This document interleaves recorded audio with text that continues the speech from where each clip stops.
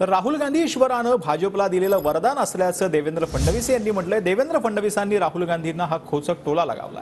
विरोधी पक्षाचा प्रमुख असावा तर असा, यासाठी आपल्याला भाग्य घेऊन यावं लागलं असं देखील देवेंद्र फडणवीस यांनी म्हटलंय। दरम्यान देवेंद्र फडणवीसांनी राज्यातील प्रश्नांकडे लक्ष द्यावं, नाना पटोलेंनी हा पलटवार जो आहे तो यावेळेला केला।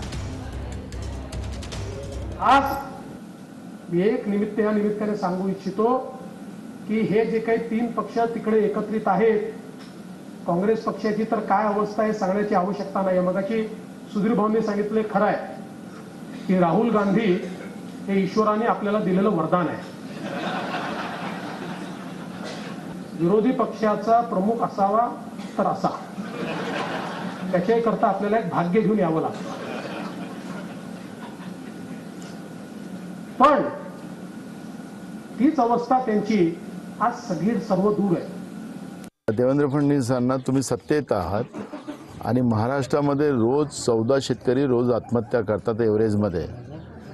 तर सुशिक्षित बेरोजगारांचा प्रश्न निर्माण झाला महाराष्ट्रात, ओबीसी मराठा वाद सुरू झालेला आहे, महाराष्ट्र जळतं आहे आणि महागाई आभाळाला टेकलेली आहे।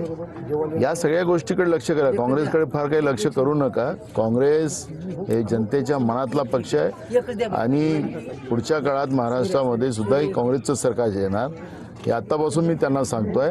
त्यामुळे तुमच्या हातात आज सत्ता आहे, तुम्हाला ती सत्ता वाचवता आली पाहिजे, त्यासाठी जनतेसाठी काम करा।